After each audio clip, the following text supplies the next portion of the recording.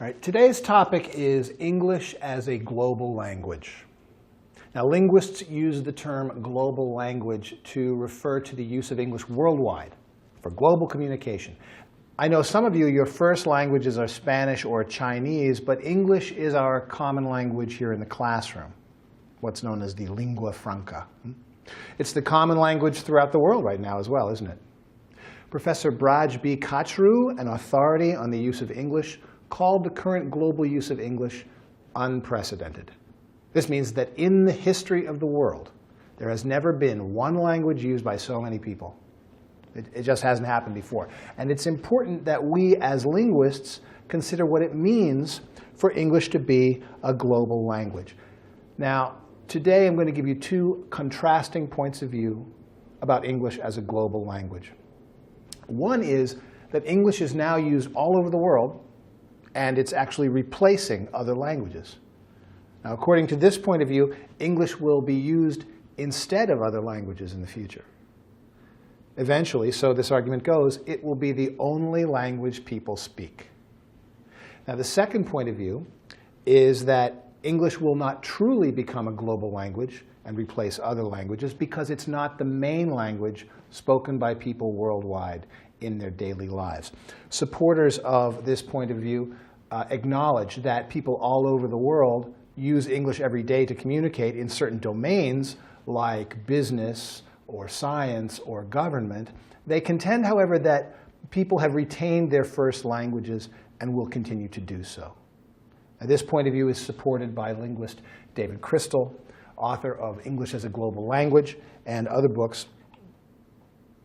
So let's examine some facts that support the first point of view. Now, first, English is clearly the dominant language of business, science, and international travel. When we need a common language, whether in airports or hotels or at international meetings, it's English. If you take a taxi in Rome and you don't speak Italian, the driver is more likely to use English than another language, right? Now, in addition, the European Union uses English for both written and spoken communication. Scientists worldwide use English. Business schools in Europe are now teaching their classes in English. Even in France, a country that has fought very hard in the past to keep English out.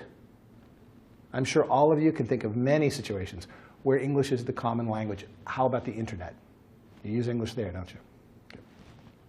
Second, 75 countries use English as an official language in the government and in banks and so on.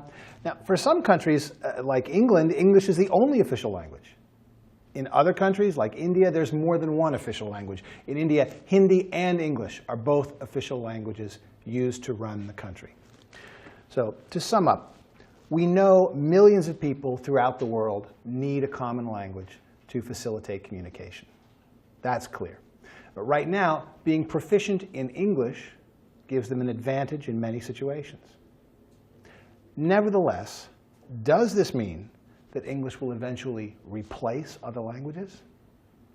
With that question in mind, let's turn to the second point of view, why some people don't think English will replace other languages. Now first, according to recent data, more than 1 billion people speak some English as a second or third language. However, English isn't their primary language at home and with friends. Now, this is a key point. These people may use English for work or school each day, but nowhere else. Right? Even in English-speaking countries, millions of people prefer to speak a language other than English all the time. For example, Spanish is very common in large cities like New York or LA. Second, I mentioned there are 75 countries where English is the official language, but this doesn't mean that everyone there speaks English. Not at all. Take India again. Most sources agree that less than half of the population actually knows some English. Okay. Third, people may only know the English required for a specific job situation. For example, the taxi driver in Rome that I mentioned earlier may only know phrases like, where are you going, or what is the name of your hotel? And another example is with the airlines. Pilots in Korea or China may only learn the English they need on the job. English doesn't replace Korean or Chinese for them. They don't use English instead of their first language. They use it in addition to. There are many situations worldwide like this, aren't there? It's evident that millions of people worldwide know only the English required for specific situations. English isn't their main language in daily life. So where does that leave us?